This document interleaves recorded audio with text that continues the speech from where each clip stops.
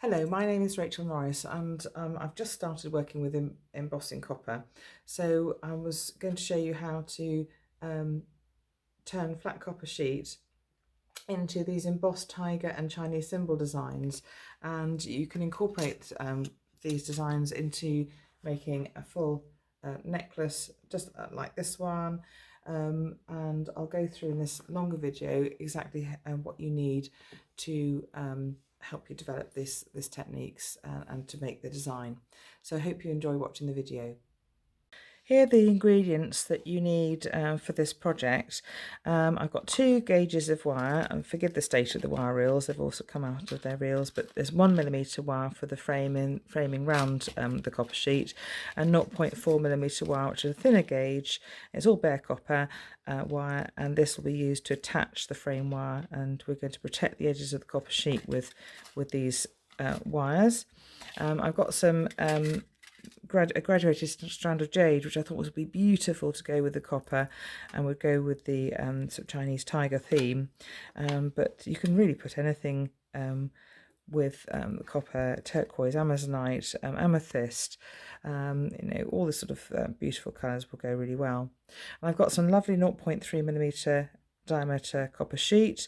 It's really malleable, it's soft and easily formed, but strong enough not to deform once you've made it into the tiger. You can feel that it's, once you've made it into a tiger, it's sort of quite rigid and quite strong. So but I do feel the edges need to be protected, so we'll do that, use the wire gauges to do that. So those are really the basic ingredients, and we'll look at some of the tools that we'll need to make up the project next. Types of tools you'll need will change during the course of the project, and I'll go through any additional tools that I think of as we reach each stage, but these are the ones I think we'll need at the start. So you'll need, for the wire working of the frames around a copper sheet, you'll need a hammer and steel block, you'll need round nosed, chain nosed and flush cutter pliers, and the round nosed and chain nosed pliers are used for manipulating the wire and changing the shape, and the cutters of course to cut the wire, and the hammer and the steel block to sort of work harden and flatten sections of wire. So we'll go on to the next set of tools.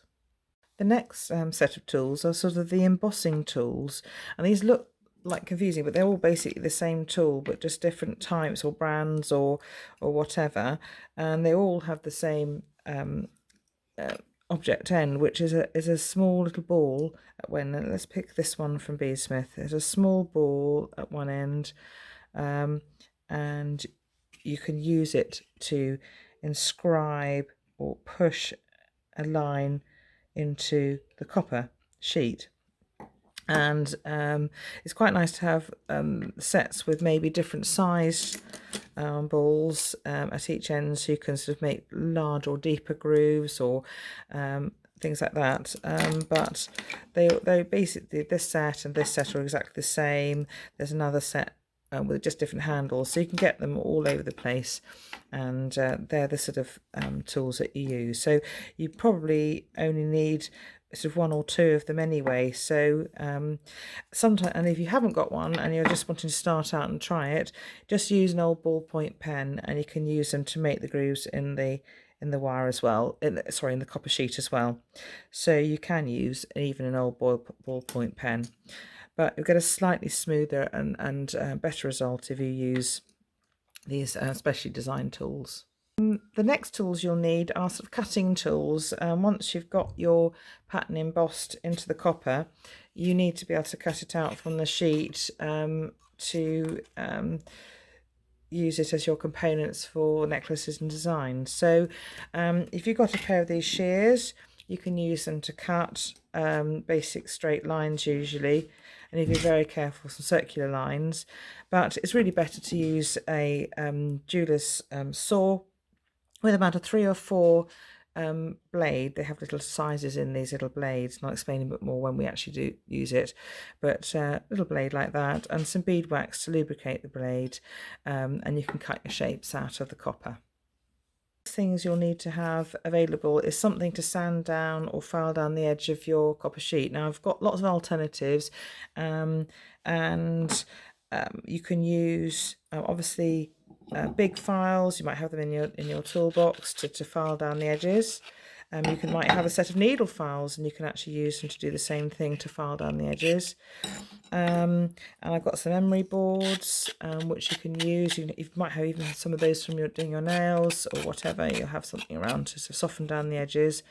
And I've got some sanding blocks of different grades, and 220 is the finer and 80 is the coarser, for example, so the numbers work up. So that to make your first edges, use that to sand, and then these finer grades to make it all lovely and soft and smooth. So you've got all these different things. You might only have one of these things in your toolbox, and you can use them, these pads will do, or just the files, whatever. You'll be able to make your edges nice and smooth. So don't panic, you don't have to have the whole lot. It's just all the alternatives you've got to use if you have them. You'll need something to be able to put holes in your copper sheet, unless you treat this like a cabochon, and actually you're really good at wire wrapping or beading, in fact, and you can actually trap this with wire, and you don't need to put holes in it if you want to just treat it like a cabochon and wire work around it.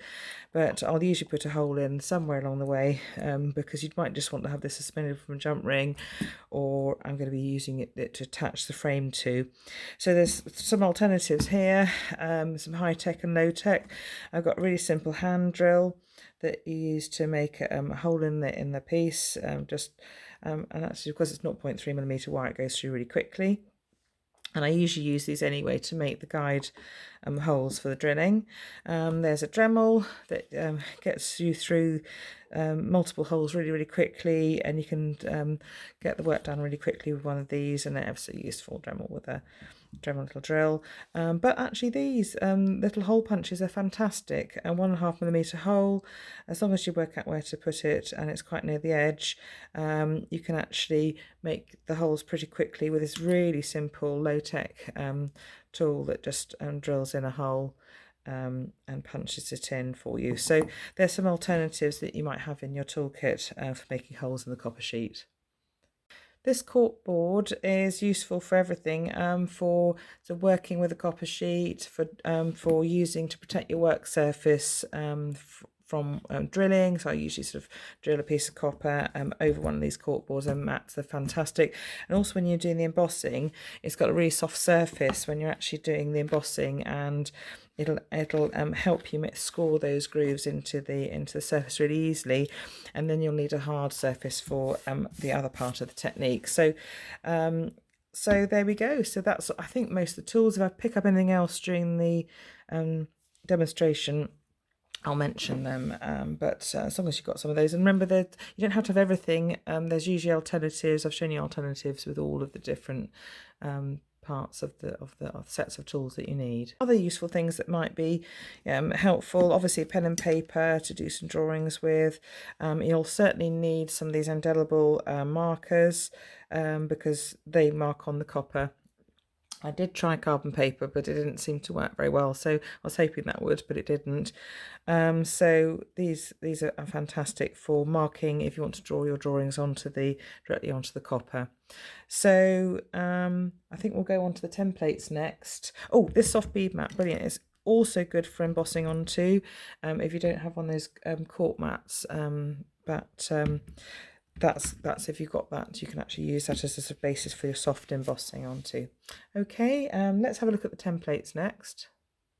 So you can draw onto the copper directly yourself, but I find it easier when you're starting out to use some templates to help you. If you search for copyright free images or drawings, it must be copyright free on the internet, and print them out, and you can use them. Here's an image of a tiger in different sizes. You can screenshot this and print them out, and that's easy because this is symmetrical, so it doesn't matter whether you have for example, the groove side front facing or the embossed side front facing, and because it's symmetrical, it doesn't matter which side faces up. But when you do writing, if you draw onto something and and you groove into it, and you want the embossed, the bit that's pushed out at the front, this is what you've drawn onto it, and you want the embossed bit to be front. Remember, you have to do it in mirror image because this will reverse itself. So what I've done is given you a front-facing sort of tiger and a mirror image tiger, so you can choose. So for example, with this one, you've got the embossed brave, I think it's brave, indented in, and I've used the normal way of writing, for example, but to create this one, I've had to write onto it or score into it with a mirror image version, so that the bits that's pushed out comes out in the right orientation on the other side. So in these templates, I've given you tiger and mirror image tiger, and I've also got some other characters which I'll bring up now, and you can screenshot these too.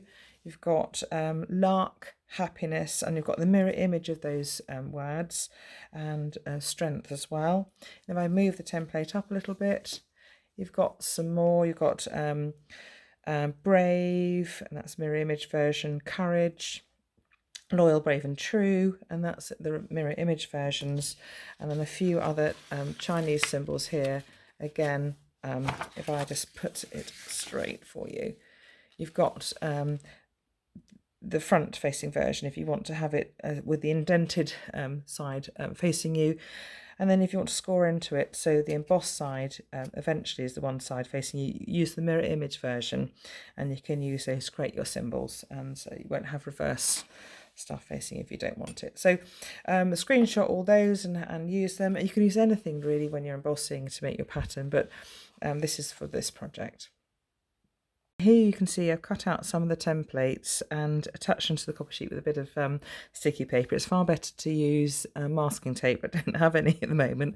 And you can always hand draw it. So, you know, if I'm going to do a tiger that's embossed and I want to just draw it with the marker pen, so you can see it actually in the light. I'm going to move it over a little bit. I can always do it like so.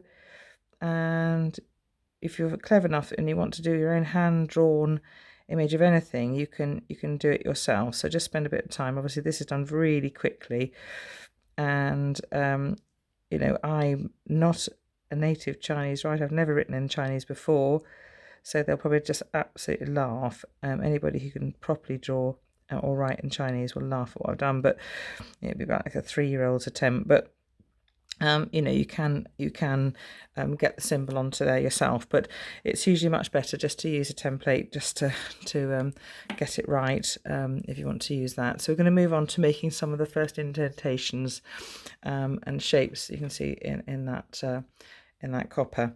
Now the reason you can see I've got a left hand and right hand or mirror image. That's the right way round. If you want to show an indented form on your front, this is the way you do it, but I've actually reversed or mirror image form, and you get the embossed. When you turn it over, the embossed form comes out the other side, and that'll be the right way round. So that's the reason why I've given you those left and right handed shapes. So I'm going to move on to making some of the first embossing sort of scrapes into the copper.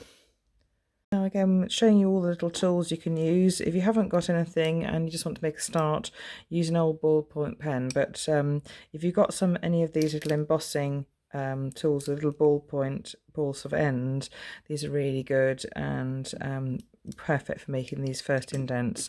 So I'm just going to start on these tiger shapes and show you the first grooves in. So you need to press quite hard. I'm going to use a small ball end just to start away, and I'm going to start to just make some scoring or really deep pressure. I'm using a soft mat to go mark it on. Do you know what? I'm going to use a ballpoint pen just to mark through first of all. Do you know why? Because it helps direct and stops tearing at the paper, because the ball is used to rolling along the paper. So I think the first marks are probably easier if you're using a template to use a ballpoint pen, and then you don't lose your your template that you're using. Look, you can see I've lost a little bit of that. So that ballpoint pen will help stop that happening. So really score in as deep as you can. And press as hard as you can over the copper, and if you turn it over you won't get much of a shape. You can see the start of it coming through. Can you see that start of it? So go over it a few times. I'm going to do it on the other shapes. I'll show you a little bit of the tiger in the longer version, but I'm going to go over the other shapes and then come back to you. You can see in this hand-drawn version how easily the copper marks, oh, I just fractured my pen, how easy the copper marks, but I am pressing quite hard. That's why you just use an old pen that you don't care about, because if you do bust it, you know, a cheap ballpoint pen will do, just to start it off. And you can use the embossing tools to deepen that embossing. You can see that I've started to make some marks in the copper there. I'm going to carry on with the other shapes.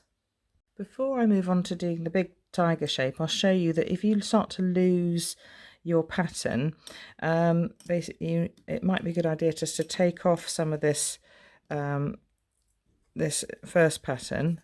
You can see you've made some scoring shapes, and use a bit of Sharpie just to go over the shapes that you've got. There we go, just a little bit of Sharpie pen in there, or indelible marker, or anything that's permanent. Go over this, and then you've got it to mark over, and then you're not going to worry about that paper going. I'm just going to do that with the others. Here you can see I've gone over the indentations with a bit of Sharpie or a permanent marker, just to make them really easier to work with now. And so I'm just going to keep on going, just doing a little bit more work. These lines, you can see I'm pressing quite hard. You can take breaks in between these, pressing quite hard just to get these lines as indented from this side as I can. And then we're going to do some work on the other side in a moment. Just going to start working on this tiger, and remember I'm just going to use that ballpoint pen to work through the template first of all. This will take longer to do, and you also don't have to use all the lines on the tiger template. You can just use some or all of them depending on how close and fine you think you can get your lines. So I'm going to use these outer ones here. I'm not going to use this inner little section here. So I'm just going to get these jagged lines for the outer face. Careful, if your paper does start tearing, just remember just to keep following those biro lines, and follow the scoring lines, and don't go off track if you can help it. So I'm just going to ignore this bit because I just want to keep that shape here, and I'm just going to do this side fork because that's quite an important part of the tiger's face. The fork to the side of the face. Quite a lot of the tigers in real life have this, and I'm pressing quite hard. I'm going to ignore this little shape here, but I really want to work on the eye. I'm going to get this bit done here, and I actually want to make this really stand out. I want a deep and wide section here. And then I'm going to do quite a big eye actually, because in fact to get this embossing of the internal part of the eye, I need quite a slightly larger eye than this template. So I'm going to use this line here and press into here, and then start to make a dot for the eye. Okay, so I'm going to carry on, just keep on going around this ear and round. Okay, and then I just need to make a zigzag. I think I only did like a V here. I'm not sure whether it all come out, so we'll see how it goes. And I definitely want the middle section of the stripes, so I'm going to turn the piece and start working from here and get this middle curve. That's really important as part of the face and the forehead. Really press, and I'm going to go over these again, of course, once we take the paper off. I'm just making these initial sort of scratches and marks with this biro, just because that rollerball just helps really helps mark through a template a bit more easily than the styluses.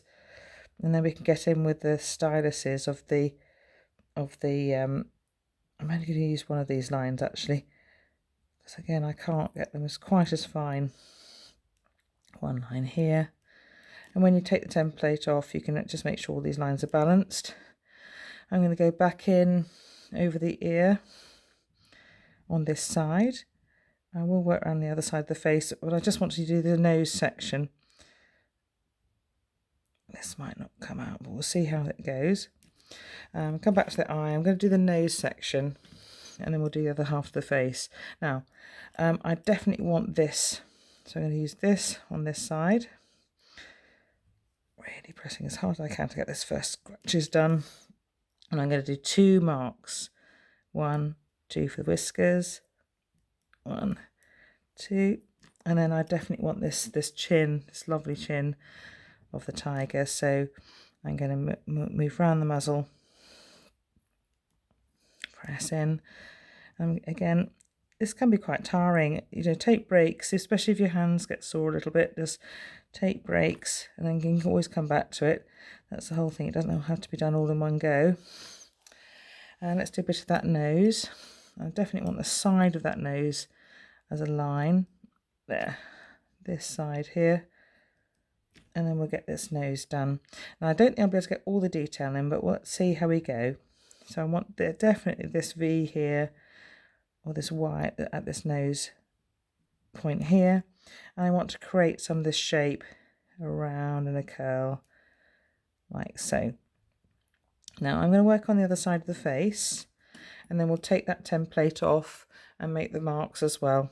And then we're going to go on to do a bit more embossing with the reverse, the reverse turning and things like that.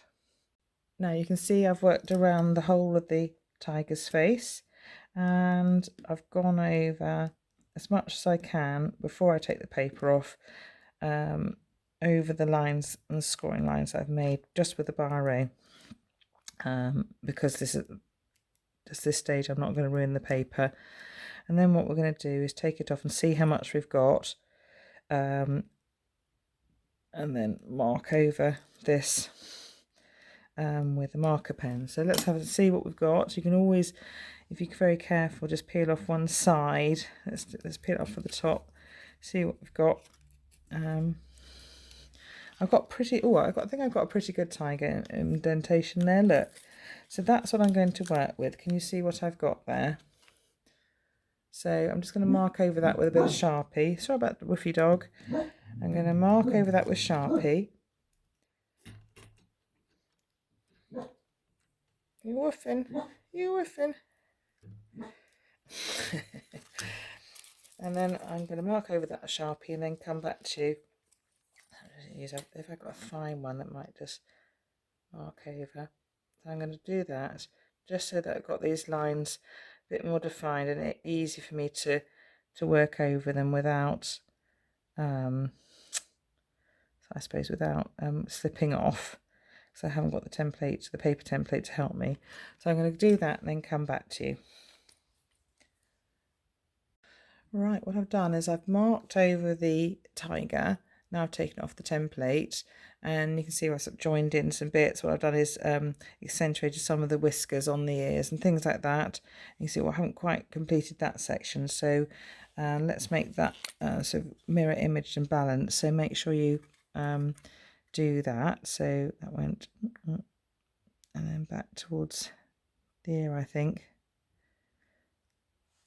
And then as long as these are all balanced and the tiger looks symmetrical, then what we're going to do is now just work on making some more deeper embossing. So I'm going to go over all these shapes and see, you can see, start to see the start of the tiger and start of the embossing through on the other side. Now the difference with this tiger is I'm going to use the indented side as my front for the actual tiger, because I felt actually it came out better and more defined for a tiger shape, whereas I'm going to use the embossed shape, the bit that comes out of the back, for the main focal above the tiger. And I'll just show you one I'll make with the indented one as well. So you know, so actually we're going to use this technique to create different, quite different, or I have different requirements from the technique. So I want this one to be the front for the tiger.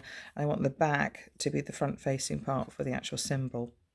So going into the symbol, I'm just going to have a little go at all of these and show you how to work on the symbols.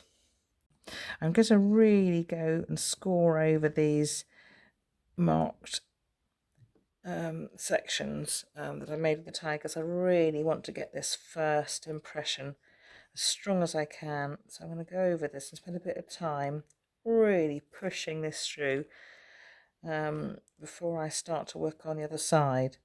So I'm going to do that and come back to you when I've done a bit more to show you that. So I'm going to carry on creating another push from the front over the black marks.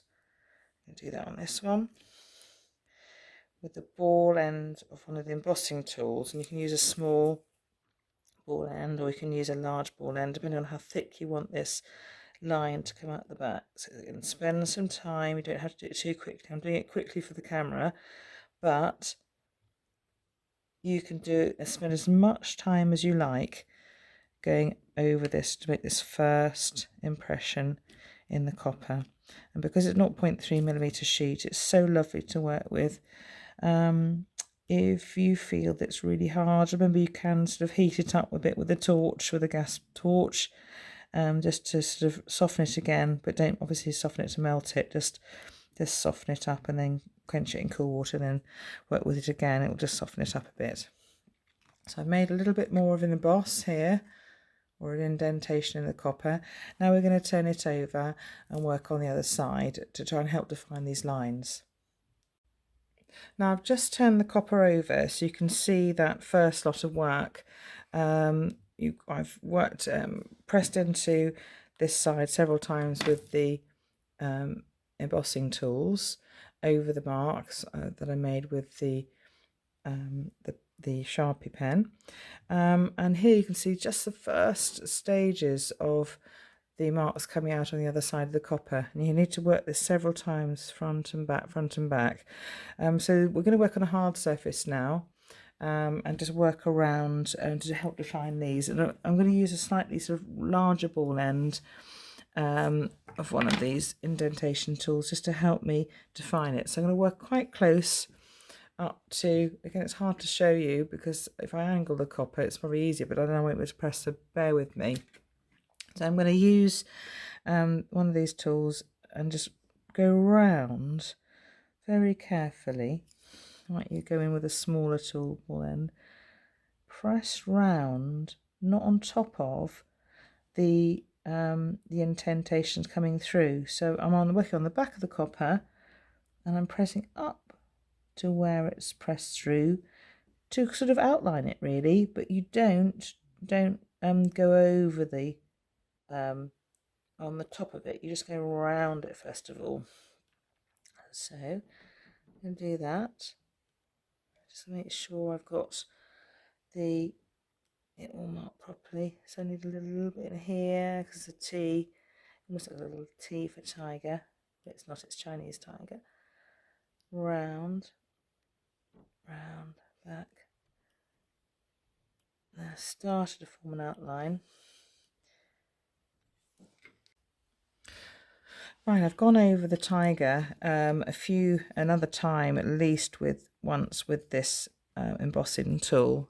Gone over the pen marks. You can really start to see that I've actually made in grain. I've made a little bit of slip there, but I'm just going to ignore that and just carry on. We can see I'm pressing over the soft mat for this front indentation, and then we're going to go and work on the harder mat on the other side. So I'm going to come back to that now. You can see that I've gone round this symbol at the back on the hard surface with the ball end of the embossing tool. I've done that for the other side. I haven't done it for the tiger yet, but I will do.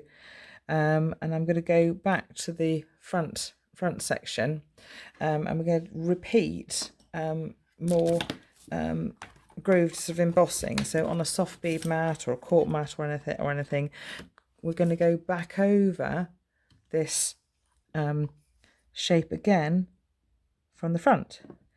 So here we go. So I'm going to carry on going over this shape again, like so. Okay, keep going. And I'll do it on the other side, on the mirror image one. So I'm going to work on this section from the front, and then we're going to turn it over back onto the hard surface. So really push, make the most of this pushing section. And then what I'm going to do is now take this away. I'm going to work on the hard mat again. So you can see it's slightly pushed through a bit more. So bring in over the hard surface a small ball end and go around the sides of these indentations a bit more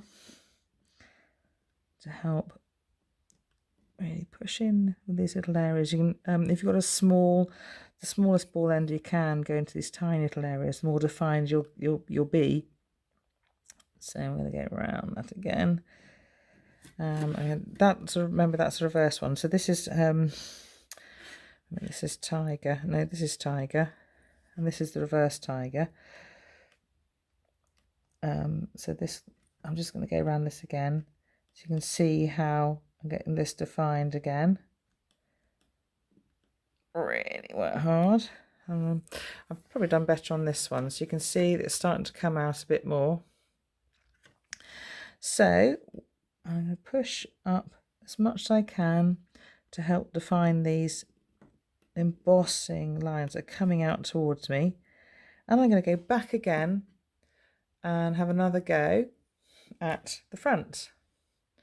Embossing starting to come through, and I'm just going to have another go going back onto the soft surface. And I'm going to continue again another emboss. Let's push through. So I'm going to do that now.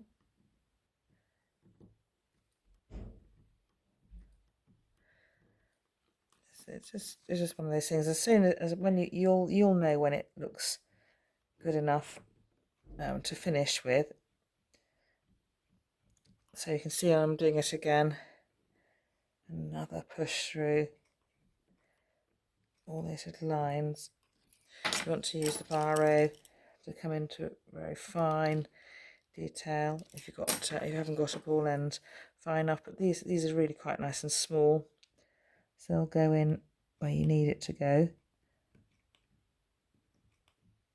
Push, just push it into place.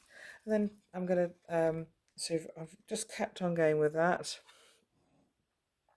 and then turn it over and have another go at that surround. So bring that back in, push up, really flatten that copper. Some people use a matchstick end. You might have a little flat tool. I haven't got all the embossing tools. I'm just using basic stuff, basic tools, just to get the defined shape of that little Chinese letter for tiger, or symbol for tiger. You can see that's starting to come out quite nicely.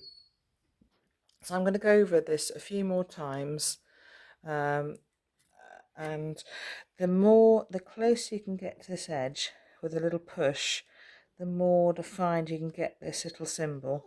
I'm also going to let the little doggy out for it to go outside. I'm just going to go over this a couple more times.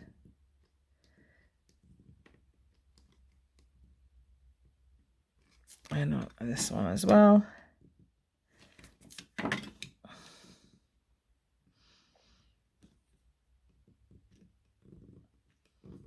Is that really press in? I just need to get that pressed in nicely.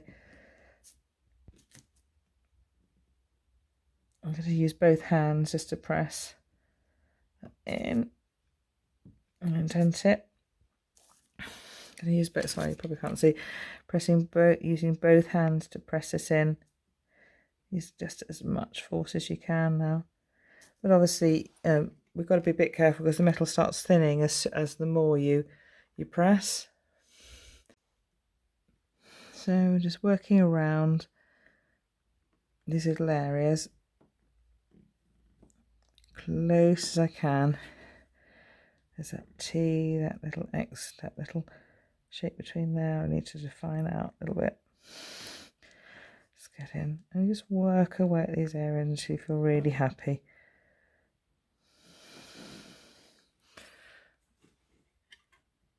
Each time you do it, it becomes more defined.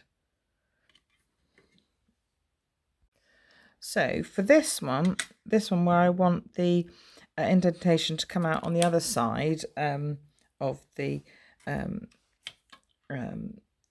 piece, I've drawn it on the same size as the embossed side. But that's because I want a raised line around this text, because that's going to be the front of the piece. But on this one, this is the back of the piece, and I'm going to create a raised border at the front here. So what I've done is draw around the same 50-cent coin. You can use a 2p, it just ends up being a little bit bigger. Okay, so you can use a 2p if you like, just a slightly smaller coin size. So I'm just going to do exactly the same process for both pieces, using the soft surface to create an embossed circle. So I'm going to go round and do that for both sides. I'll come back to you when I've done that. Just starting off just like this, round, and just make sure you just keep a continuous line if you can. So for this one, I've gone round. Ended up using the ballpoint pen because it just runs around in the circle nicely. On that one, I've turned it over and just done the same thing for that reverse. The other one, and bring it back to the hard surface, and we're just going to emboss around, to create that embossing, and just flatten round. So again, using the small ball, I'm just going to go close to that line on the inside as I can, just make sure it's a circle. You can see it starts pushing it around nicely.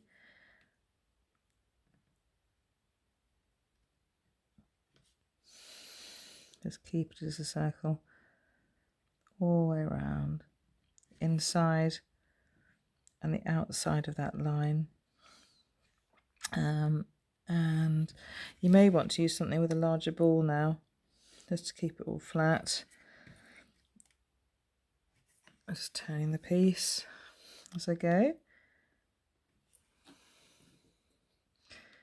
You can see it's starting to define it as a nice line. You can do all sorts of patterns on the outside, just to keep it as a circle, as a disc, really, for this one. And remember, this is the first one, so we're going to just keep on defining it. I'm just going to do the other one so you can see again what I'm doing around the inside.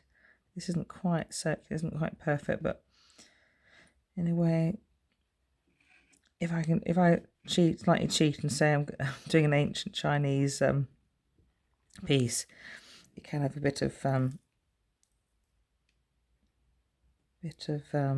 difference to that circle.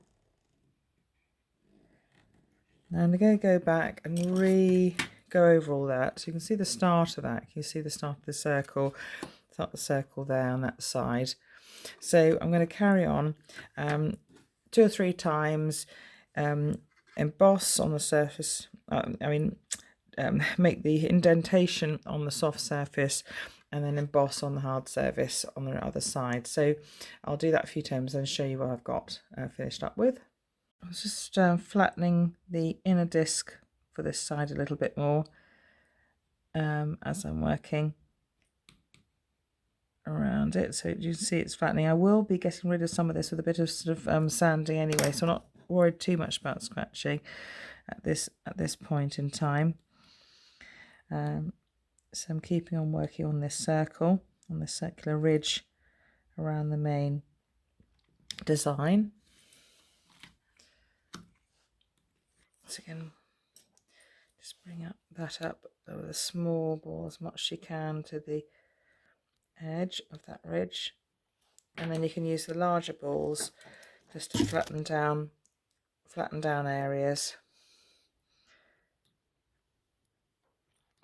Or what else? You can use the edge of a matchstick. I think some people use that to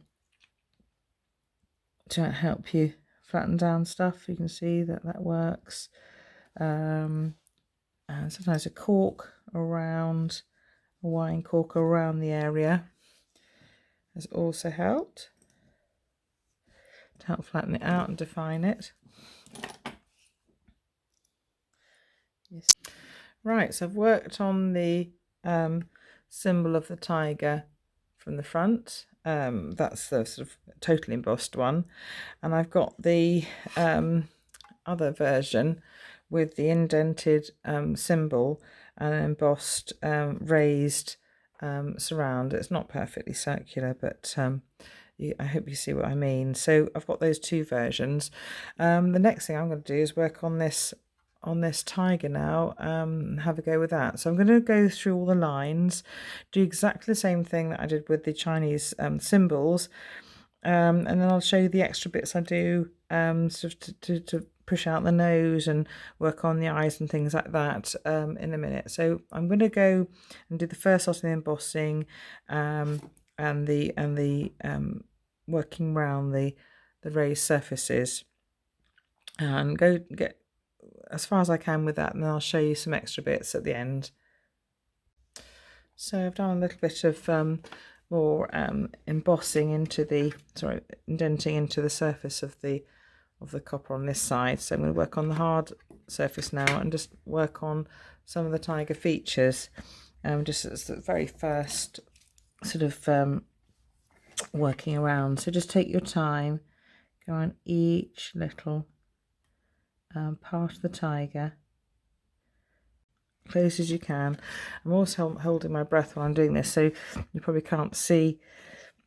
I'm holding my breath to keep my hands still in a way, so I can't talk in a way while I'm doing this. But you can see how I'm getting very close. It's quite therapeutic, really. Close to each line as I work round, press around each line. I'm going to carry on doing that. Now, see, the eye isn't so defined, so I just need a really small ball into this area to get this eye out, and with definition. But you can see how this side is starting to be, I suppose, a bit more defined compared to the other side. There. That's one side I've worked on, the other side isn't so worked on. So I'm going to keep on going and come back to you when I've done that. So I've worked around it a little bit. You can see that on this very first work around, it's starting to become more defined, but it's not perfect yet, because there's some lines, especially I feel around the eyes, perhaps that aren't as defined as other areas. So remember, with as we did with the little symbols, we did repeated scoring on one side and outlining the embossing on the other side until we're happy. So I'm going to go and do this again. I'm going to go back to this side onto the soft surface and press into all those lines again, and then I'm going to go back and redefine the raised lines on the other side. I'm going to do this probably a couple of times on either side. This is the tiger after the second indentation and relief, embossing, or sort of surrounding the relief cycle, and we'll go on to the next one. This is the tiger after the third cycle of embossing and reliefing the embossing. So this is the side. I'm actually going to use this side because I quite like the defined tiger shape. You could use this side if you wanted to have an embossed tiger shape as well. So you can choose at this stage what you'd like to do. So I want to push out this nose a bit more. So I'm just going to use a cork just to flatten down some of the copper around this tiger nicely.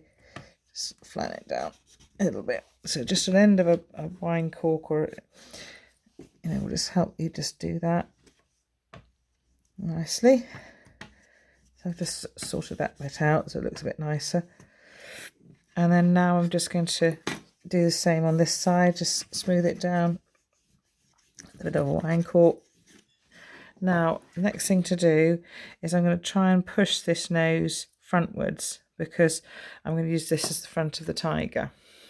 So I'm going to put this over some soft, this release out over some soft mat, and use a larger ball.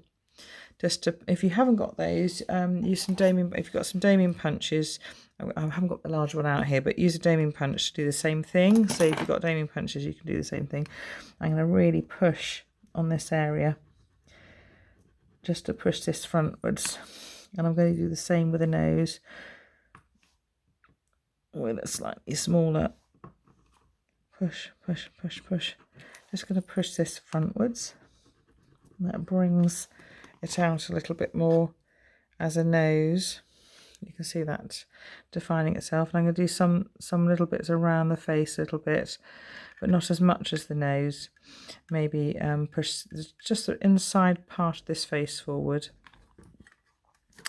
So I'm just going to push there and use a smaller one just to push the front of this face a little bit more forward. I'm not going to do too much. It just creates a little bit more of a defined three-dimensional face. And you can always go back and sort of create the lines back in again. Again on the other side of the tiger as well, to push that back if you go too much. But I think that just gives it a little bit more of a 3D feature to the face. Back, I just want to create this muzzle coming forward a little way. Push, push, just slightly holding it off the paper, off the surface a little bit, just so I can help it push forwards. That's more or less it, isn't it? Okay, so I think that's more or less done. Let's have a look. Just what could we do? Make sure these little eyes are punched in a little bit more. You can use a doming punch and use a hammer punch if you like. But I'm just using a pressure here just to create an indentation. I know then it will pick up any pigment I put onto the copper. This bit could be a bit more defined, so I'm going to flatten this down. You can see how it's just been pushed out a little bit more too much. So I'm going to do that and then flatten that down a bit better. So I think we're more or less ready with that tiger shape to create the pendant. So the next thing I want to do is create a border around it, and we're going to do the same sort of thing that we did for this one, in that I want to put the border, I want a relief, kind of a raised border around this indented tiger, because I use the indented tiger for the inside part of the pendant, but I want a raised border around it. So I'm actually going to draw along the back of this now with a ruler. So I'm going to mark this out with a ruler and then come back to you. So I'm drawing with permanent marker around the tiger in a little square and using a ruler. And you can use this, and I've drawn the line on the raised side because I want the raised border to be around this indented side, because this is going to be the front. So I'm just going to do all that same process we did for the other, for the rest of it. So we're just going to use the ruler actually to help me make those first scoring marks with the ballpoint pen, just like so. Hold everything stable, turn the piece. These are quite easy to do when they're straight lines. It really is. It just takes less time. The tiger is probably the most time-consuming part of it. Of course it is. So because it's got the most detail in, and that one, and then we're just going to work on it exactly the same way that we did about 3 or 4 cycles of pushing it in with the biro or embossing tool, and then going around it on the other side. So I'm going to do that and then come back to you when that's done. I've done the embossing and relief cycle a couple of times. I've used a nice champagne cork around the outside because it's quick and easy to do. It's quick and or prosecco cork around the outside, so it's quick and easy to work with. And then on the inside, you just got to have a bit more care. I've used a sort of medium to small ball along the edge here, just taking it slowly, especially when it's a little bit close to the tiger design itself. It's not the end of the world. There we go. And there, and then you can rub a cork over the inside edge if you want to, just keeping it close to the line of the edge. That's pretty well defined. I'm going to go and do this once more and then come back and we're ready to start cutting things out. Right, here's the embossed and framed tiger, or it's actually a relief, I suppose. That's the embossed side, I suppose. But we're going to use this side and for the design. And we need to sort of cut it out. We need to do a little bit of texturing as well to create it, that sort of soft fairy appearance that I've got on this example. So we're going to do that in a minute as well. So we just need to sort of cut this out. And we can use cutters if you like, or a saw, and I'll show you the two different ways of doing it.